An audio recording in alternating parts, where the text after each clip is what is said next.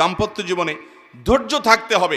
স্বামী অনেক উল্টাপাল্টা করবে, সবর করতে হবে, মনে করতে হবে এর চাইতে অমানুষও পৃথিবীতে আছে। আবার স্ত্রী অনেক উল্টাপাল্টা করবে, সেক্ষেত্রেও সবর করতে হবে, মনে করতে হবে যে এর চাইতে অমানুষ অনেক আছে, এবং নিজেকে সান্ত্বনা দিতে হবে। অনেক ক্ষেত্রে কৌশলী হইতে হবে, বিশেষ করে দাম্পত্য জীবনে কৌশল ছাড়া আপনি সুখী হতে পারবেন না। আশরাফ আলী থানভী রহমতুল্লাহ আলাইহি একটা ঘটনা বলেছেন সম্ভবত একবার, যে ওনার কাছে এক ব্যক্তি এসে বলল, হুজুর আমার বাসায় যে মহিলা আছে, আমার স্ত্রী, এই ভদ্র মহিলা আমি বাহির থেকে গেলেই কোনো কারণ ছাড়া অযথাই আমার উপরে সে চড়াও হয় এবং খুব বাজে ব্যবহার করতে থাকে। আমি আপনার ওয়াজটা শুনে একটু সবর করার চেষ্টা করি, কিন্তু কত পারা যায়, পারি না। আপনি একটু আমাকে বুঝায় বলেন তো আমি কি করতে পারি। তখন উনি বললেন যে আপনাকে একটা বুদ্ধি শিখাই। বাসায় ঢোকার আগে দরজার সামনে গিয়ে কয়েক সেকেন্ডের জন্য আপনি একটু মাথাটা নত করবেন, করে কল্পনার জগতে ডুব দিবেন। ডুব দিয়ে নিজেকে নিজে বলবেন যে আমি এখন দরজা খোলার সাথে সাথে কথার কথা একটা কুকুর আমার বাসায় আছে, কুকুরটা আসবে, তো কুকুর মানুষ দেখলে ঘেউ ঘেউ করে, এটা করবে। এটা আপনি শুধু মাথায় মনে মনে চিন্তা করবেন। এরপরে খোলার পর মানুষকে কুকুর মনে করে ছোট করা না, মানে এটা জাস্ট একটা ট্রিটমেন্ট, যে আমি মানুষ না, মনে করলাম যে একটা মানুষের বাসায় একটা কুকুর আছে, তো কুকুরটা আমাকে ঘেউ ঘেউ করবে, এটা তোমার মনে করবা। মনে করার পর এরপরে দরজা নক করবা। বউ খোলার পর যদি তোমার সাথে ঘেউ ঘেউ করে, তুমি সাথে সাথে ওই যে তোমার ওই ধ্যান কল্পনার জগতে ডুব দিবা। ডুব দিয়া তোমার স্মৃতিতে আনবা যে একটা কুকুর, আমি রাস্তা দিয়ে যাচ্ছি বা কোথাও গেছে, এখন ঘেউ ঘেউ করতেছে, তো কুকুর ঘেউ ঘেউ করলে আমার সমস্যাটা কি, এটা তুমি মনে করবা। তো স্বামী বাসায় গেছে, যা দরজা খুলছে, দরজা নক করার আগে ওইরকম কল্পনা করছে, স্ত্রী দরজা খুলছে, যথারীতি জামা কাপড় খোলার পর শুরু হয়ে গেছে বিশ্বযুদ্ধ, ঠুস শুরু হয়ে গেছে। যখন এগুলো শুরু হয়ে গেছে, ভদ্রলোক সাথে সাথে চোখ বন্ধ করে ওই ধ্যান করা শুরু করে দিছে, যে হুজুর বলে দিছে যে আমার তো এরকম একটা পরিস্থিতি আমি কল্পনা করতে হবে। করলো, তো করার পরে লোকটা হেসে দিচ্ছে। বউ চিন্তা করলে ব্যাপার কি, প্রতিদিন হামলা পাল্টা হামলা হয়, গোলা বারুদ এখান থেকে গেলে ওখান থেকেও কিছু আসে, আজকে দেখে এটা মিটমিট করে হাসে, কাহিনী কি? স্ত্রীর তো মেজাজ আরো গরম হয়ে গেছে, সে যত গরম হয় এ দেখে আরো বেশি হাসে। তখন বলল, ধরছে একটু ঠান্ডা হয়ে, স্ত্রী দেখছে না রাগারাগি করতে হচ্ছে না, বলো কাহিনী কি বলো। স্বামী তো বলে না, একটা পর্যায়ে বলে দিছে যে আসলে হুজুর আমাকে এটা শিখাই দিছে, এরপর থেকে আমার কাছে তোমার এসব রাগ ঝাগ বকা ঝকা এগুলো সব আমার কাছে একেবারে পান্তাবাদের পানি মনে হয়, আমার বরং আরো হাসি আসে। এর পরদিন থেকে আর ওই ভদ্রলোক বাড়িতে ঢুকলে বউ বেচারা ঝগড়া করতে গেলেও আবার গলা থেকে ফেরত চলে যায়, কারণ ঝগড়া করলেই তো কল্পনা এসে অন্য কিছু হবে। এ কথা শুধু মহিলাদের জন্য বলছি, মা বোনদের রাগ করার কোনো কারণ নাই। একই কথা পুরুষদের বেলায়ও হতে পারে, অনেক পুরুষ আছে এরকম ছেঁচড়ার মতো গেউ গেউ করে কি করে না, তো তাদের বেলায় যদি মহিলারা এই একই পদ্ধতি অ্যাপ্লাই করেন, ইনশাআল্লাহ অন্তত ওই গেউটা থামানোর জন্য ওষুধের কাজ দিবে। তো খোলাসা কথা হলো, সবর থাকতে হবে। রাগ হলে পাল্টা রাগ দাম্পত্য জীবনে কখনো সুখ আসার কারণ হয় না। দাম্পত্য জীবনে স্বামী হোক আর স্ত্রী হোক, ধৈর্য ধারণ করতে না পারলে কখনো শান্তি পাওয়া যায়, ধৈর্য ধারণ করতে হয়। মোহতারাম হাজরিন, আমি আগেই বলেছি, এই পৃথিবী নির্মল সুখের কোনো জায়গা না। এখানে যে যত বড় ক্ষমতার মালিক হোক, যে যত বড় সম্পদের মালিক হোক, তার সুখের মধ্যে কোনো দুঃখের লেশ থাকবে না, এটা কোনোদিনই সম্ভব নয়। এখানে মানুষ ভোগ করবে, ভোগের পেছনে কষ্ট থাকবে, গোলাপের পাশাপাশি কাঁটা এখানে থাকে। অতএব এই দুনিয়ার জীবনে নির্মল সুখ নাই, এরপরও আল্লাহ তাআলা সুখ বলতে কিছু যদি মানুষকে দেন, শুধু সুখ নয়, দুঃখ যেটা মানুষের জীবনকে শেষ করে দিতে পারে, সেটা যদি মানুষের জীবনে হয় দাম্পত্য জীবনের সময়টার উপর নির্ভর করে বলা যায় একটা মানুষ সুখী না দুঃখী। দাম্পত্য জীবনের আগে অথবা স্ত্রীর মৃত্যুর পরের যে জীবন আছে, এই জীবনটাকে খুব একটা মূল্যায়নে আনা হয় না যে এটাতে সে সুখী না দুঃখী। অতএব যারা বিবাহ করেছেন, যারা বিবাহ করবেন, উভয়ের জন্য কমন কিছু বার্তা আছে ভাই, কোরআন এবং হাদিসের আলোকে। মোহতারাম হাজরিন, দাম্পত্য জীবনে যদি কেউ সুখী হয় তাহলে এই ব্যক্তি সুখী। একজন মানুষ ছাত্র জীবনে হয় খুব বেশি সুখী ছিলেন না, হয়তো তার কেরিয়ারটা খুব ভালো করে তথাকথিত সমাজ যেটাকে গড়ে তোলার কথা বলে সেরকম কেরিয়ার গড়ার সুযোগ তিনি পান নাই। চাকরি জীবনে হয়তো তিনি খুব বেশি মোটা অঙ্কের স্যালারি পান না, ভালো কোনো পদ পান নাই, প্রমোশন হয় নাই, কিন্তু ঘরে তার যে স্ত্রী আছেন, এই স্ত্রী তাকে অনেক ভালোবাসেন, অনেক তার কেয়ার করেন, মন খুলে তাকে স্নেহ করেন, মমতা দেন, তার সুখ দুঃখে তার পাশে থাকেন। আবার একইভাবে একজন স্ত্রী, তার জীবনে হয়তো অনেক অপ্রাপ্তি আছে। কত মেয়ে আমাদের এই সমাজে আছে যে বাবা দ্বারায়, মা দ্বারায় অবহেলিত, ভাই বোন দ্বারায় অত্যাচারিত, নানা দিক থেকে সে কষ্টে আছে, কিন্তু তার স্বামীটা তাকে কেয়ার করে, মহব্বত করে, ভালোবাসে, স্নেহ করে, তার যত্ন নেয়। এই মহিলার সমস্ত দুঃখ দূর হয়ে যায়। ঠিক না ঠিক? তার বেঁচে থাকার একমাত্র অবলম্বন তার জীবন সঙ্গী। অতএব নবী করিম সাল্লাল্লাহু আলাইহি সাল্লাম যে বলেছেন, আদ-দুনিয়া কুল্লুহা মাতা ওয়া খায়রুল মাতা'আদ দুনিয়া আল মারআতুস সালিহা, উত্তম জীবন সঙ্গিনী দুনিয়াতে যত মানুষের আনন্দের মাধ্যম হতে পারে, সুখের উপকরণ হতে পারে, এর মধ্যে সবচেয়ে বড় সুখের উপকরণ, আনন্দের মাধ্যম হলো, তৃপ্তির জায়গা হলো একজন ভালো জীবন সঙ্গিনী। একই কথা মহিলাদের জন্য প্রযোজ্য। তার জীবনের সবচেয়ে বড় প্রাপ্তি হলো একজন ভালো জীবন সঙ্গী পাওয়া। ঠিক না ঠিক? দাম্পত্য জীবনে যদি কেউ দুঃখী থাকে, তাহলে তার শিক্ষা জীবনে সে অনেক ভালো করেছে, সবগুলো ক্লাসে সে ফার্স্ট ক্লাস ফার্স্ট হয়েছে, অনেক ভালো রেজাল্ট করেছে, কর্মজীবনে মাশাআল্লাহ অনেক বড় অফিসার হয়েছে, অথবা অনেক বড় ব্যবসায়ী হয়েছেন, সফল উদ্যোক্তা হতে পেরেছেন, অনেক পয়সা কড়ি কামিয়েছেন, সমাজে অনেক সুনাম সুখ্যাতি আছে, কিন্তু বাসায় বিশ্বযুদ্ধ লেগেই থাকে। এই লোকটাকে সমাজ তো পরের কথা, আমরা কোনো মানুষ, এমনকি সে নিজেও কখনো নিজেকে সুখী ভাবতে পারে? মোহতারাম হাজরিন, অতএব দুনিয়ার জীবনে যেটুকুন সুখ আছে সেটুকুন সুখ যদি ভোগ করতে চান, তাহলে দাম্পত্য জীবনে সুখী হওয়ার পথে আপনাকে হাঁটতে হবে। আল্লাহ তাআলা আমাদের সবাইকে দাম্পত্য জীবনে সুখী হওয়ার তৌফিক দান করুন। 10টি টিপস দিতে চাই, 10টি পরামর্শ দিতে চাই কোরআন এবং হাদিসের আলোকে, যে পরামর্শগুলো যদি আমাদের জীবনে বাস্তবায়ন করা যায়, দাম্পত্য জীবনে আল্লাহ তাআলা আমাদেরকে সুখ এবং শান্তি দিবেন ইনশাআল্লাহ। বেশিরভাগ ওলামায়ে কেরাম, বেশিরভাগ হুজুররা দাম্পত্য জীবনে অনেক বেশি সুখী আলহামদুলিল্লাহ। এবং এই সুখের যে রহস্য আছে, সেই রহস্যটা আজকে ফাঁস করতে চাই কোরআন এবং হাদিস থেকে। নম্বর 1, প্রথম কাজ হলো জীবনসঙ্গী নির্বাচনে সঠিক সিদ্ধান্ত নিতে হবে। সুখী দাম্পত্য জীবনের জন্য সর্বপ্রধান শর্ত এটি। আপনার জীবনসঙ্গিনী কাকে বিবাহ করবেন, এটা নির্বাচনে বিচক্ষণতার পরিচয় দিতে হবে। যুবকদেরকে বলছি, যৌবনের একটা ভ্রম আছে, যা দেখে সেটাতেই পাগল হয়ে যায় এবং মনে হয় যে একে পেলে আমি বোধহয় রাজ্যের সব সুখ আমার ঘরে তুলতে পারবো, আর একে যদি আমি হারিয়ে ফেলি, এর যদি কোথাও বিয়ে হয়ে যায়, তাহলে আমার লাইফ পুরাই চুনা চুনা শেষ। এরকম একটা রোগ যুবকদের মধ্যে আছে না নাই? এটা ইবলিস সৃষ্টি করে। এটা কে সৃষ্টি করে? ইবলিস সৃষ্টি করে। এবং আমাদের সমাজে যে প্রবণতা আজকাল চলছে, আমি সব সময় বলি, এবং এই কথা সমাজের আরো অনেকেই বলেন, যে আজকাল বিয়ে শাদী সাধারণত মানুষের সাথে মানুষের খুব কম হয়।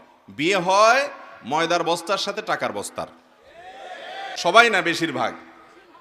আর জাত বংশ কিছু থাকুক আর না থাকুক, আল্লাহর নাম রাসূলের হাদিসের কথা মুখ দিয়ে আসুক বা না আসুক, পড়ালেখা বা অন্য কোনো কিছু থাকুক আর না থাকুক, আটা আগা গোড়া একটা আটার বস্তা, সাজগোজ করে আটার বস্তা বানিয়ে ফেলেছে। সেটার জন্য ছেলেরা অস্থির এবং পাগল। ঠিক না ঠিক? মানুষ খোঁজা হয় কম, মেয়ের বাবাও মানুষ কম খোঁজে, ছেলের বাবাও মানুষ কম খোঁজে। আবার একই কথা মেয়েকে বলে, অনেক মেয়েরা আছেন দিনদার ছেলের সাথে বিয়ে বসতে চান, কিন্তু মা বাবা ওই যে টাকার বস্তা একটা ধরে নিয়ে এসে এরপরে বলে যে টাকার বস্তাটাকে তুমি আস্তে আস্তে নামাজি বানায় নিবা, সমস্যা কোথায়? তার মানে দুনিয়াটা আগে ঠিকঠাক থাকুক, এরপর আখিরাতটা টুকটাক যা আসে আসুক। ঠিক না ঠিক? অথচ হওয়া দরকার ছিল যে তার মধ্যে টাকা পয়সা এগুলো এখন নাই, হয়ে যাবে এক সময়। অতএব ভাইরা আমার, মুরব্বীদেরকে বলছি, বাবারা আমার, সন্তানকে বিয়ে করানোর সময় তার জীবনসঙ্গিনীর ক্ষেত্রে আল্লাহর ভয় আছে কিনা, এ আল্লাহকে চিনে কিনা, সে মানুষটা ভালো কিনা, তার ব্যক্তিত্ব আছে কিনা, এই জিনিসটা সবকিছুর উপরে প্রাধান্য দিবেন। তাহলে গাছ সেই ফল দিবে, বীজটা যেটা রোপণ করবেন। আপনি আনবেন হলো একটা আস্ত টাকার বস্তা বা ময়দার বস্তা, আর আশা করবেন সুখ শান্তি। না, ময়দা আর টাকা মানুষকে শান্তি দিতে পারে না। অতএব প্রথম কাজ হলো এটা, জীবনসঙ্গী নির্বাচনে ভুল করা যাবে। অন্য যা কিছু থাকুক না থাকুক, দিনদারি থাকতে হবে, তারপরে অন্য সব কিছু। নাম্বার 2, দ্বিতীয় কাজ হলো দাম্পত্য জীবন এমন একটা জায়গা, আমি প্রায় সময় বলি, দাম্পত্য জীবনের শুরুটা হলো, উর্দুতে একটা কবিতা আছে, ইবতেদায়ে ইশক আর ইন্তেহায়ে ইশক বরাবর नहीं होता है। বুঝেন, প্রেমের শুরু আর শেষ একরকম হয় না। প্রেমের শুরুতে শুধুমাত্র ফুল দেওয়া নেওয়া হয়, শেষে লাঠিও দেওয়া নেওয়া হয়, ঠিক না বেঠিক? শুরুতে মোহাব্বত উতরায়, উন্মাদ হয়ে যায়, মা বাপ চিনে না, নামাজ চিনে না, মুরব্বী চিনে না, সমাজ চিনে না, বন্ধু বান্ধব চিনে না, রাগ সব। এখন আমার মনের মানুষের সাথে আমার চ্যাটিং চলতেছে, কিচ্ছু চিনে না, সে ভালোবাসা উতরাইতে থাকে। এরপরে শেষ পর্যায়ে যখন চলে যায়, তখন ওই ফোন নম্বর দেখলে মেজাজটা গরম হয়ে যায়, ঠিক না বেঠিক? ইবতেদায়ে ইশক আর ইন্তেহায়ে ইশক বরাবর नहीं होता है। এটা বাস্তবতা যে প্রেমের শুরু আর শেষ একরকম থাকে। যারা বিচক্ষণ তারা একটু হিসেব করে পা বাড়ায়। ঠিক একইভাবে বৈবাহিক জীবনে 3টা ধাপ আছে। কয়টা ধাপ আসে? 3টা ধাপ আসে। বিবাহের পরপর ভালো হোক আর মন্দ হোক, প্রথম প্রথম নতুন জামাই বউ অনেক মহব্বত আদান প্রদান করে, অনেক ভালোবাসা, অনেক স্বপ্ন, অনেক প্রতিজ্ঞা, অনেক ওয়াদা, অনেক কমিটমেন্ট, অনেক প্রমিস, অনেক ভালোবাসার বিনিময় হয় বিয়ের পরপর। এরপর যখন 1-2 বছর চলে যায়, আল্লাহ তাআলা একটা বাচ্চা দেন। ওই বাচ্চা রাত্রে ডিস্টার্ব করে, মা উঠতে দেরি হয়েছে, বাপে ধমক দেয়। এরপরে আস্তে আস্তে দূরত্ব তৈরি হয়, ওই বাচ্চা আরেকটা বড় হয়, আরেকটু বড় হয়, আরেকটা হয়। এরপরে নানা রকম ঈর্ষণীয় মনোমালিন্য হয়, মায়ের কথা শুনে ছেলে খেপে, অথবা বউ তার শাশুড়ির কথা শুনে খেপে। আস্তে আস্তে আস্তে আস্তে আস্তে টুনটান হতে হতে যখন সংসারটা একটু ভারী হয়, ছেলে মেয়ে হওয়া শুরু করে, 2-3 বছর হয়ে যায়, ও যে ঘোরটা কেটে যায়। সহজ কথা হলো, বিবাহের পরে প্রথম প্রথম যে ঘোরটা থাকে, ওই ঘোরটা কি কেটে যায়। অনেকটা ইয়ের মতো, সফট ড্রিঙ্কসের মতো। সফট ড্রিঙ্কসের বোতল যখন আপনি মুখটা খোলেন, যেই পরিমাণ ঝাঁজ এবং তেজ থাকে, কিছুক্ষণ পরে আস্তে করে সেটা লেভেলে চলে আসে কি আসে না? বিবাহের পর প্রথম যে মহব্বত থাকে, যে বোঝাপড়া থাকে, যে আকর্ষণ থাকে, এটা আস্তে আস্তে কমে। যখন কমে, এরপর আসল রূপটা দেখা যায়। ওই যে মহব্বত উতরাইছিল একটু আগে বা কিছুদিন আগে, সেই মহব্বতের আসল রূপটা ছেলেও দেখতে পায়, মেয়েও দেখতে পায়। শুরু হয় এবার তুমুল আকারে ঝগড়া, ফাসাদ, গন্ডগোল, এটা বাস্তবতা হয়। এরপর বৈবাহিক জীবনের একেবারে শেষের দিকে যখন চলে যায়, তখন আবার ওই প্রথম সময়টা কিন্তু ফিরে আসে। অর্থাৎ বুড়া বুড়ি টোনাটুনির সাথে সম্পর্কটা খুব ভালো থাকে। আপনি আমাদের এই সমাজে জোয়ান জামাই বউ যেরকম মারামারি লেগে থাকে, গন্ডগোল লেগে থাকে, মুরব্বী চাচাদেরকে বুড়া বুড়ি এরকম গন্ডগোল লাগালাগি করে এবং চুলাচুলি করে, এরকম খুব বেশি দেখেন? একেবারেই নাই। ওই মাঝামাঝি পর্যায়ে যা হয় না হয়, শেষের দিকে আবার মহব্বত অনেক হয়। নদীর এপারে কিছুটা শান্ত, ওই পারে কিছুটা শান্ত, মাঝখানে উত্তাল তরঙ্গ।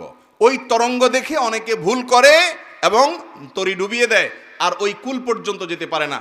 আর যে বিচক্ষণ, সে জানে যে এরকম চড়াই উতরাই হবে দাম্পত্য জীবনে, বোঝাপড়ার গরমিল হবে, গন্ডগোল ফাসাদ হবে, এগুলোর সব ওভারকাম করতে হবে, একটা সময় আমার শান্তি আসবে। তো খোলাসা কথা হলো, সবর থাকতে হবে। রাগ হলে পাল্টা রাগ দাম্পত্য জীবনে কখনো সুখ আসার কারণ হয় না। দাম্পত্য জীবনে স্বামী হোক আর স্ত্রী হোক, ধৈর্য ধারণ করতে না পারলে কখনো শান্তি পাওয়া যায়, ধৈর্য ধারণ করতে হয়। নবী করিম সাল্লাল্লাহু আলাইহি ওয়াসাল্লাম জীবনে অনেক ঘটনা ঘটেছে। এর আগে আমি একাধিকবার বিভিন্ন জায়গায় বলেছি। আয়েশা রাদিয়াল্লাহু তাআলা আনহা ঘরে ছিলেন, তিনি, তার নিয়ম ছিল যে স্ত্রীর ঘরে থাকতেন, রান্নাবাড়া তিনি করতেন।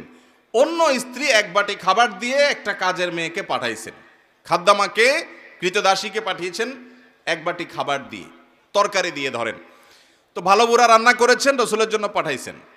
আয়েশা রাদিয়াল্লাহু তাআলা আনহা দরজা খুলে দেখলেন যে কাজের মেয়ে তরকারি নিয়ে আসছে আরেক স্ত্রীর ঘর থেকে। তো এই টাইমে যে কোনো মানুষই, যে কোনো মহিলারই মাথা গরম হওয়ার কথা। আমার বাসায় আজকে উনি থাকবে, আমি যা খাওয়াবো, তুমি আবার ওখান থেকে এক বাটি দিয়ে ভালো হওয়ার চেষ্টা করতেছো। উনি বাটিটা ধরে ছুঁড়ে ফেলে দিলেন, ছুঁড়ে ফেলে দিলেন। বাটির সব তরকারি তো গেছে গেছে, বাটিও 2 টুকরা হয়ে গেছে, কাঁচের বাটি ছিল। এই দৃশ্য নবী করিম সাল্লাল্লাহু আলাইহি ওয়াসাল্লাম দেখার পর উনি বাইরে হয়ে আসলেন, যা উঠান থেকে নিজের হাতে সে ভাঙা বাটিটা নিয়ে আসলেন। আনার পর একই শেপের, একই ধরনের আরেকটা বাটি এই ঘরেও ছিল, আসলে তার ঘরে। ওই খালি বাটিটা নিয়ে কাজের মেয়ের হাতে দিয়ে বললেন, এটা নিয়ে ওই বাসায় চলে যাও এবং খবরদার মুখে তালা, এখানে কি ঘটেছে এর কোনো কথা বলা যাবে না, শুধু বাটিটা সেখানে ফেরত দিবা। ওখানে বাটিটা ফেরত দিছে, যিনি পাঠিয়েছেন তিনি মনে করেছেন যে কি, যে তরকারি রেখে কত সুন্দর করে ধুয়ে সাফ করে আবার বাটিটি দিয়েছে, তিনি অনেক খুশি। এই হাদিস বর্ণনা করার পর কোন মুহাদ্দিস, কোন হাদিস বিশারদ, কোন হাদিসের শেষে এটুকু অতিরিক্ত বর্ণনা করতে পারেন নাই যে নবী করিম সাল্লাল্লাহু আলাইহি ওয়াসাল্লাম আয়েশা রাদিয়াল্লাহু আনহাকে ডেকে দুই চারটা ধমক দিয়েছেন। আপনি আমি যদি হইতাম এই জায়গায়, আর কিছু না হোক বোর্ড দিকে তাকায়া অন্তত বিরক্তির সুরে এটুকু তো বলতাম যে এটা কাজ করলা, তুমি বাটিটা ভেঙে ফেললা, তুমি তরকারি না নিতে বাটিটা ভেঙে ফেললা। নবী করিম সাল্লাল্লাহু আলাইহি ওয়াসাল্লাম একটি কথাও বলেছেন বলে কোনো বর্ণনায় পাওয়া যায় না। বিশেষ করে মা বোনদের একটা সমস্যা হলো যে পরের ঘর করতে গিয়ে নানা রকম ঝামেলা তৈরি হয়, তখন তারা কি করে, না এসব আর করবো না, আমি চলে যাই। এভাবে যে বেশিরভাগ মেয়ে পরবর্তীতে আফসোস করতে হয়। আর এই কারণে দাম্পত্য জীবনের সুখের দ্বিতীয় মন্ত্র হলো সবর এবং শুকর, এই দুইটা অভ্যাসকে নিজের জীবনে আনতে হবে। যাদের মধ্যে সবর নাই, যাদের মধ্যে কৃতজ্ঞতা নাই, এরা কখনো দাম্পত্য জীবনে সুখী হতে পারে। দাম্পত্য জীবনের সুখের অন্যতম মূল মন্ত্র হলো সবর করা। কারণ দুই ফ্যামিলির দুইজন মানুষ একত্রে সংসার করবে, এক ছাদের নিচে থাকবে, জীবন কাটাবে, সব কিছু ব্যাটে বলে কিয়ামত পর্যন্ত কোনো দিনই হবে। আপনি আমি কে? নবী করিম সাল্লাল্লাহু আলাইহি সাল্লামের সাথে, তার স্ত্রীদের সাথে, উম্মুল মুমিনিনদের সাথে ছোটখাটো বিষয় নিয়ে মান অভিমান হয়েছে না হয় নাই? বহুত হয়েছে। এবং সে মান অভিমানটা আমাদের মতো না, তাদের মতো করে হয়েছে। কারণ স্বামী স্ত্রী একসাথে দাম্পত্য জীবনে যখন সময় কাটাবে, তাদের মধ্যে বোঝাপড়ার গরমিল হবে। এই সময়টাতে দরকার হয় সবর করা। মনে রাখবেন, ইবাদতের অনেক বড় একটা পার্ট হলো সবর এবং ধৈর্য। আল্লাহ কোরআনে বলেছেন, ইন্নামা ইউওয়াফাস সাবিরুন আজরাহুম বিগাইরি হিসাব। যাদের পুরস্কার আল্লাহ তাআলা কোনো হিসাব করে দিবেন না, তারা হলো যারা সবরকারী, ধৈর্যকারী তারা। অতএব দাম্পত্য জীবনে ধৈর্য থাকতে হবে। স্বামী অনেক উল্টাপাল্টা করবে, সবর করতে হবে, মনে করতে হবে এর চাইতে অমানুষও পৃথিবীতে আছে। আবার স্ত্রী অনেক উল্টাপাল্টা করবে, সেক্ষেত্রেও সবর করতে হবে, মনে করতে হবে যে এর চাইতে অমানুষ অনেক আছে, এবং নিজেকে সান্ত্বনা দিতে হবে। অনেক ক্ষেত্রে কৌশলী হইতে হবে। বিশেষ করে দাম্পত্য জীবনে কৌশল ছাড়া আপনি সুখী হতে পারবেন না। দাম্পত্য জীবনে শান্তি আসার জন্য স্ত্রীর অনেক কিছুকে হজম করা শিখতে হয় স্বামীর, আবার একইভাবে স্বামীর অনেক কিছুকে হজম করা শিখতে হয় কার? স্ত্রীর। থাকতে হবে, না হলে কোনোদিনই আপনি শান্তি পাবেন না। নাম্বার 3 নম্বর হলো স্বীকৃতি দিতে হবে। ভালোটার কি দিতে হবে? স্বীকৃতি। আল্লাহ তাআলা পৃথিবীতে এমন একজন মানুষও তৈরি করেন নাই যে মানুষের মধ্যে ভালোর কোনো লেশ, নাম, নিশানা কিছুই নেই। যত খারাপ মানুষই হোক, তার মধ্যে ভালো কোনো না কোনো গুণ অবশ্যই আছে এবং থাকবে। নবী করিম সাল্লাল্লাহু আলাইহি ওয়াসাল্লাম এই পলিসি বাতলাইছেন। তিনি বলেছেন, তুমি তোমার জীবন সঙ্গিনীর কোনো কর্মে যদি অসন্তুষ্ট হও, তার অনেক কাজ আছে যেগুলো তুমি সন্তুষ্ট হতে পারো, তুমি সেগুলোর কল্পনা করবে, ধ্যান করবে, চিন্তা করবে, দেখবে যে তোমার দুঃখ কষ্ট হয়ে এগুলো দূর হয়ে যাবে এবং তার ব্যাপারে তোমার প্রশান্তি আসবে। আপনার স্ত্রী, সে মানুষটা খারাপ, কিন্তু দেখবেন হয়তো তার রান্নাটা ভালো, অথবা তার চরিত্রটা ভালো, অথবা তার চেহারাটা ভালো, অথবা তার অন্য কোনো দিকটা ভালো। অবশ্যই কোনো না কোনো ভালো দিক তার মধ্যে আছে। একইভাবে একজন মহিলা তার স্বামীকে যত খারাপ মনে করুন, ওনার যদি অর্থনৈতিক দিক থেকে দুর্বলতা থাকে, অলস কিসিমের মানুষ হয়, তার চরিত্রটা হয়তো ভালো। অনেক স্বামীর চরিত্র ভালো নাই, পয়সা কড়ি ভালো আছে। আবার চরিত্রটা যদি খারাপ হয়, হয়তো তার হক আদায়টা করে, এক্ষেত্রে ত্রুটি করে না, অথবা অন্য কোনো না কোনো দিক থেকে গুণ আছে। একেবারে কোনো গুণ নাই এমন কোনো মানুষ আল্লাহ সৃষ্টি করেন নাই। দাম্পত্য জীবনে, বৈবাহিক জীবনে যদি শান্তি পেতে চান, তাহলে স্বামী হলে স্ত্রী, স্ত্রী হলে স্বামীর ভালো গুণগুলো আবিষ্কার করার চেষ্টা করতে হবে। দাম্পত্য জীবনে বেশিরভাগ ঘরে সংসারে অশান্তি হয় তখন যখন স্বামী তার স্ত্রীর কোনো কিছুর মূল্য দিতে রাজি না, স্ত্রী তার স্বামীর কোনো কিছুর স্বীকৃতি দিতে রাজি না। অনেক মহিলা আছে স্বামীকে সারাদিন দৌড়ের উপর রাখে, তোমার মতো মানুষ দুনিয়াতে আছে, তোমার মতো পাগল ছাগল দুনিয়াতে আছে, আমার কপালে যে কি হলো, এরকম কপাল পড়া দুনিয়াতে কয়টা মহিলা আছে, সামনে এগুলো বলে। কিন্তু স্বামী যখন চলে যায়, অন্যদের সামনে, বিশেষ করে বাপের বাড়ির লোকদের সামনে যখন কথা বলে, তখন গল্প দেয় এমন ভাবে যেন তার স্বামীর মতো এরকম যোগ্য পুরুষ, এত ভালো মানুষ দুনিয়াতে আর দ্বিতীয়টা আছে না। না, এরকম একই কথা অনেক পুরুষের আছে, যে সামনে দেখা যায় দুনিয়ার বউকে তাচ্ছিল্য করে, তুচ্ছ করে, ছোট করে, কিন্তু বাইরে যায় ঠিকই নিজের ভাবটা জাহির করার জন্য গল্প দেয়। আছে না নাই? এটা হলো একজন ফাসিক মানুষের চরিত্র। ইমানদারের চরিত্র হলো দাম্পত্য জীবনে একে অন্যের সামনে তার স্বীকৃতি দিবে, ভালো গুণটা বলবে, তাতে ইনশাল্লাহ তার মধ্যে সংশোধন আসবে। বিশেষ করে স্ত্রীদের ব্যাপারে পুরুষদের প্রশংসা করার মতো কার্যকর কোনো ঔষধ আর দ্বিতীয়টা নেই। নিয়মিত যদি বউয়ের হাতে ভালো বুড়া রান্না খেতে চান, নিয়ম করে, রুটিন করে, সিস্টেম করে, একদম ডায়েরি মেনটেন করে প্রশংসা করেন, আপনি নিশ্চিত থাকেন ইনশাআল্লাহ আপনার দিনকাল অন্তত এই ক্ষেত্রে ভালো যাবে। ঠিক না বে ঠিক? যে সমস্ত স্বামী বউদের রান্নার দোষ ধরে, বাহিরে খেয়ে এসে বাসায় গল্প দেয়, এদের কপাল খারাপ। এরা ভবিষ্যতে ওই বউয়ের হাতে ভালো বুড়া খাওয়ার সম্ভাবনা খুব ক্ষীণ। আর ভালো হোক মন্দ হোক, যতক্ষণ পর্যন্ত আপনি পরিতৃপ্তির কথা জাহির করবেন, অবশ্যই কোনো ভালো দিক আছে, একটু প্রশংসা করবেন, দেখবেন ইনশাআল্লাহ দিনটা ভালো যাবে। বিশেষ করে স্বীকৃতি, এটা মানুষ চায়। দাম্পত্য জীবনে বেশিরভাগ মানুষ স্বীকৃতি দিতে চায় না। স্বামী হলে স্ত্রীর, স্ত্রী হলে স্বীকৃতির, স্ত্রী হলে স্বামীর। যতটুকু পাইছেন ততটুকু স্বীকৃতি দিবেন, তাহলে ইনশাআল্লাহ দাম্পত্য জীবনে সুখ শান্তি আসবে। নাম্বার 4 নম্বর হলো, স্বামী স্ত্রী প্রত্যেকের কিছু কনসার্নের ইস্যু আছে, কিছু ইস্যুতে তার খুব কষ্ট হয়, সেই ইস্যুগুলোকে আমলে আনা। যেমন মহিলাদের একটা বিষয় আছে, তাদের বাপের বাইরে কাউকে নিয়ে যদি আপনি একটু দুর্নাম করেন যে তোমার ভাইটা অমানুষ, অকর্মা, তোমার বাপটা এরকম, তোমার বোনটা এরকম, তাহলে শেষ। হয়তো উপর দিয়ে কিচ্ছু বলবে না, শুনে আপনার সাথে তাল মিলাবে, হওয়া তুমি ঠিকই বলছো, কিন্তু পরবর্তীতে ঠেলা আপনি সুদে আসলে বুঝবেন। ঠিক না ভাই ঠিক? আপনি যদি শ্বশুর ভাইয়ের লোকদের শুধু তারিফ করেন, তাদের ভালো গুণগুলা শুধু বলেন, সারাদিন বলেন যে আমার শালা মাশাল্লাহ, তোমার বোনটা এরকম মাশাল্লাহ, সে বদনামি করবে, আপনি বলবেন না না না তুমি কি বলতেছো, তার দোষের চাইতে গুণ অনেক বেশি মাশাল্লাহ, উল্টা বরং এক কাঠি সামনে আগাবেন, দেখবেন যে স্ত্রী আপনার কথায় উঠবে বসবে, যা বলবেন সব করতে রাজি হবে। কিন্তু তার বাপের ভাই মানুষের বদনামি করতে পারবেন। অনেক পুরুষরা এই জায়গাটা ভুল করে। ঠিক একইভাবে আবেগের মূল্য দেওয়া। ডক্টর খন্দকার আব্দুল্লাহ জাহাঙ্গীর রহমাল্লাহ একটা কথা বলতেন, উনি বলতেন যে মহিলাদেরকে আল্লাহ রাব্বুল আলামিন প্রচুর পরিমাণ আবেগ দিয়ে সৃষ্টি করেছেন। তাদের মধ্যে যত আবেগ আছে আমাদের পুরুষদের মধ্যে এত আবেগ নাই। আবেগ বেশি কেন? কারণ সারাদিন কাজ করেছে, অনেক রাত হয়েছে ঘুমাইতে ঘুমাইতে, এরপর রাতে একটু চোখটা শুধু লেগে আসছে আর বাচ্চাটা পেশাব করে দিস, সব ভেসে গেছে, অথবা চিৎকার করে কেঁদে উঠছে। মা হিসাবে তার ঘুম ভেঙে উঠে যেতে হয়। যেই মা ঘুম পাগলে মা, ঘুম ছাড়া কিচ্ছু বুঝে না, এই রকম মাও ওই শিশুর কান্নার আওয়াজে ঠিকই ঘুম ভেঙে যায়। বাপ বিরক্ত হয়ে কই মাছের মাথা চাবানোর মতো এরকম করতে করতে উঠে হয়তো আরেক রুমে চলে যায়, মা ঠিকই বাচ্চা নিয়ে পড়ে থাকে। কিসের ভিত্তিতে পারে? তার মধ্যে আবেগ আছে। তার মধ্যে কি আছে? আবেগ আছে, ভালোবাসা আছে, আপনার চাইতে বেশি আছে। যার বুকে আবেগ বেশি থাকে ওই ব্যক্তির রাগটাও এরকম তাড়াতাড়ি হয়।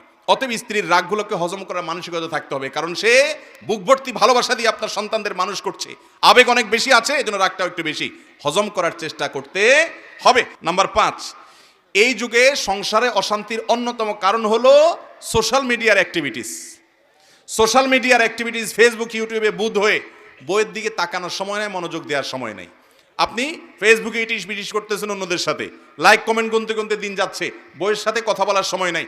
একই কথা মহিলার জন্য প্রযোজ্য। মহিলা দেখা যাচ্ছে যে ওই সিরিয়াল দেখতে দেখতে শেষ, স্বামী আসছে, দরজা খুলে দিছে, বসো, আর সে দেখে আছে ওইদিকে। এই যে মহিলারা টেলিভিশন এবং মহিলাদের মধ্যে সোশ্যাল মিডিয়ার এডিকশন আজকাল বেড়েছে, পুরুষদের মধ্যেও। এটার নিয়ন্ত্রণ যদি কেউ করতে না পারে তার দাম্পত্য জীবনের শান্তি কখনো আসবে। অতএব ভাইরা আমার, বাসা বাড়িতে কোনো গ্যাঞ্জাম নিয়ে ঢুকবেন না। অফিস আদালতের যত ঝামেলা আছে দরজার বাইরে ফেলে রেখে বাসায় ঢুকবেন। আর মহিলারাও বাসার কোনো গ্যাঞ্জাম স্বামী বাহির থেকে আসলে পেশ করবেন না, নিজেকে ফ্রেশ হিসাবে পেশ করবেন। নেক্সট সুরাতে ধোকা হয়, সেটা হলো অনেকে দাওয়াতের কাজ করে, ইসলাম প্রচারের কাজ করে, সারাদিন দুই হাতে উনি ইসলাম প্রচার করতেছে, বইয়ের দিকে একটু তাকাচ্ছে না, একটু কথা বলছে না, তার সুবিধা অসুবিধাগুলো জানছে না। এগুলো আজকাল সংসারগুলোতে অশান্তি হওয়ার অন্যতম বড় কারণ হলো এই সোশ্যাল মিডিয়ার এডিকশন। এটাকে নিয়ন্ত্রণ করতে না জানলে সাংসারিক জীবনে কখনো শান্তি আসবে। এরপরে 6 নম্বর হলো, অন্যের মুখে দাম্পত্য জীবনের সুখে থাকার মিথ্যা গল্প শুনবেন না, বিশ্বাস করবেন না। বেশিরভাগ ফ্যামিলিতে দেখা যায় যাদের সাংসারিক জীবনে অশান্তি আছে, মহিলাকে অন্য মহিলা ফুসলায়, বলে যে আপা তোমার স্বামী এরকম, আমার স্বামী তো এরকম এরকম, গল্প দেয়। এমনভাবে গল্প দেয় মনে হচ্ছে উনি সুখের সাগরে ভাসতেছে। আপনার তখন মনে হয়, ওই মহিলার তখন মনে হয় যে হায় হায় রে, আমার কপালটা এত খারাপ। আবার একইভাবে ওই পুরুষকেও কিছু মানুষরূপী শয়তান আইসা ওয়াসওয়াসা দেয়, আইসা বলে যে ইস, আপনার জীবনে কত সুন্দর মেয়ে আসতো, কি আসলো এটা আপনার কপালে খ্যাত, কিচ্ছু বোঝে না, কোনো স্মার্টনেস নাই, না রান্না বাড়া বোঝে না, কিচ্ছু বোঝে, আপনি কত স্মার্ট মানুষ মাশাআল্লাহ। আবার এই বাসুর বা অন্য কোনো পুরুষ এসে খোঁচা বলে, আপা ভাবি আরে তোমার জীবনটা শেষ হয়ে গেল, একটা অমানুষের সাথে জীবনটা পার হয়ে গেল, তোমার দেখলে খুব মায়া হয়, আমার খুব খারাপ লাগে। আবার একই কথা ওই পুরুষকে তার অফিসের হয়তো মহিলা কলিগ বলে যে ভাবিকে আপনার সাথে মানায় না আসলে, খুব স্যাড। আছে না নাই? এগুলা দেখতে মানুষ হলে এগুলো মূলত ইবলিস। এগুলো মূলত কি? যারা বোকা তারা এই ইবলিসীয় মানুষরূপী ইবলিসদের কুমন্ত্রণা শুনে মনে করে হারে আসলেই তো আমি তাহলে অনেক কষ্টে আছি, সে মনে অনেক সুখে আছে। যেই বেটা এই গল্প দিয়েছে ওর সংসারে যে পরিমাণ অশান্তি হয়, যে পরিমাণ বিশ্বযুদ্ধ লেগে থাকে, ও অনেক বড় শেয়ানা। আপনার কাছে এমনভাবে সাজে যেন তাদের দাম্পত্য জীবনে খুব বেশি সুখী। আপনি আপনার বউয়ের সাথে ডেইলি যতবার চুলাচুলি করেন তার 3 গুণ কমপক্ষে ওর বাসায় হয়, কিন্তু সে আপনার সামনে ভাব ধরে এমন। তো এই ব্যাপারে বিচক্ষণতার পরিচয় দিতে হয়। মনে রাখবেন, অনেক সময় দেখা যায় যে কই তারা তো অনেক ভালো, অনেক হাসি খুশি, ভেতরে ত্রাস হয়ে যাচ্ছে, আপনি জানেনও না। এই জন্য অন্যের সুখ দেখে বা সুখের মিথ্যা গল্প শুনে বেশিরভাগ নারী পুরুষরা বেশিরভাগ স্বামী স্ত্রীরা ধোঁকায় পড়ে যায়, এটা যেন না হয়। 7 নম্বর হলো ক্ষমা করতে শিখতে হবে ভাই। দাম্পত্য জীবনে ক্ষমা করা ছাড়া কোনো বিকল্প, নারী পুরুষ উভয়ের ভুল হবে, 2টা পাতিল একসাথে থাকলে টুনটান লাগবেই, সমস্যা হবেই, গ্যাঞ্জাম হবেই, কিন্তু আপনাকে ক্ষমা করা শিখতে হবে। আল্লাহ তাআলা কোরআনে কারিমে বলেছেন যে আল্লাহ তাআলা ক্ষমাশীলকে ভালোবাসেন। আল্লাহ তাআলা মানুষকে যারা ক্ষমা করে তাদেরকে পছন্দ করেন। আপনি যদি চান যে আল্লাহ আপনাকে পছন্দ করুক, আপনি তাকে ক্ষমা করা শিখতে হবে। অনেক পুরুষ আছে বলে যে না আমার মাথা অনেক নষ্ট, মাথা অনেক গরম হয়ে গেছে, আমি এইটা কোনোভাবে ছাড় দিতে রাজি না। এগুলো যখন বলে তখন তিনি নিজেকে খুব পুরুষ পুরুষ মনে করে, আসলে এটা আদা মহিলা। আবার একইভাবে অনেক মহিলাও আছে যখন তেড়া হয় এমন শক্ত হয় যেন তিনি দুনিয়ার কোনো কিছু ছাড় দিবেন না। এগুলো সবগুলো হলো ভুল ভাইরা আমার। দাম্পত্য জীবনে একে অন্যকে ক্ষমা করা শিখতে হয়, যে ঠিক আছে যা হয়েছে আমি মাফ করে দিলাম। এই উদারতা দেখাইতে পারলে শান্তি আসবে, আর না হলে শান্তি আসবে না। আপনি নিজের ভিতরে ক্ষোভ জিয়ে রাখবেন, কষ্টটা আপনার হবে, ক্ষমা করে দিবেন, ফ্রেশ টেস্টটা আপনার আসবে ইনশাআল্লাহ। 9 নম্বর হলো আল্লাহর কাছে দোয়া করবেন দাম্পত্য জীবনে সুখ শান্তির জন্য। আর 10 নম্বর হলো শয়তান এবং ব্ল্যাক ম্যাজিক দুষ্ট জিনের যে প্রভাব বাসা বাড়িতে হয় এগুলো থেকে নিয়ন্ত্রণ করার আমলগুলো করবেন। এই কাজগুলো করলে ইনশাআল্লাহ আল্লাহ তাআলা আমাদের দাম্পত্য জীবনে সুখ শান্তি দিবেন। আল্লাহ তাআলা আমাদের সবাইকে দাম্পত্য জীবনে সুখী হওয়ার, মানুষ হওয়ার এবং আনন্দময় জীবন উপভোগ করার তৌফিক আল্লাহ তাআলা আমাদের সবাইকে দান করুন।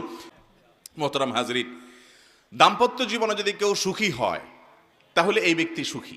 একজন মানুষ ছাত্র জীবনে হয় খুব বেশি সুখী ছিলেন না, হয়তো তার ক্যারিয়ারটা খুব ভালো করে তথাকথিত সমাজ যেটাকে গড়ে তোলার কথা বলে সেরকম ক্যারিয়ার গড়ার সুযোগ তিনি পান নাই।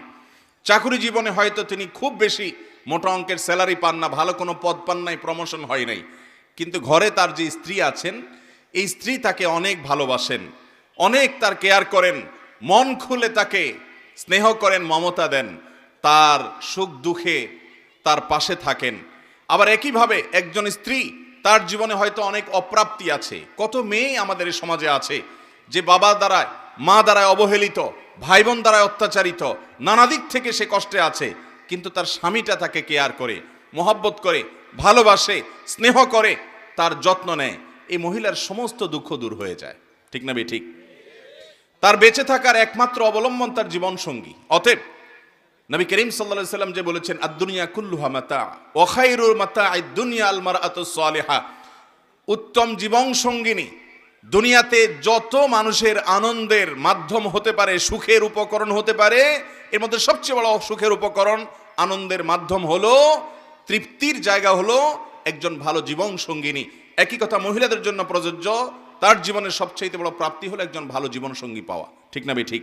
এই 10টা পয়েন্ট যদি মাথায় রেখে আমলে আনতে পারেন ইনশাআল্লাহ, আল্লাহর উপরে ভরসা রেখে বলতে পারি দাম্পত্য জীবনটা আপনি উপভোগ করবেন, আপনার ঘরটা জীবন্ত জান্নাত হবে এবং জান্নাতি সুখ আপনি আপনার দাম্পত্য জীবনে পাবেন ইনশাআল্লাহ।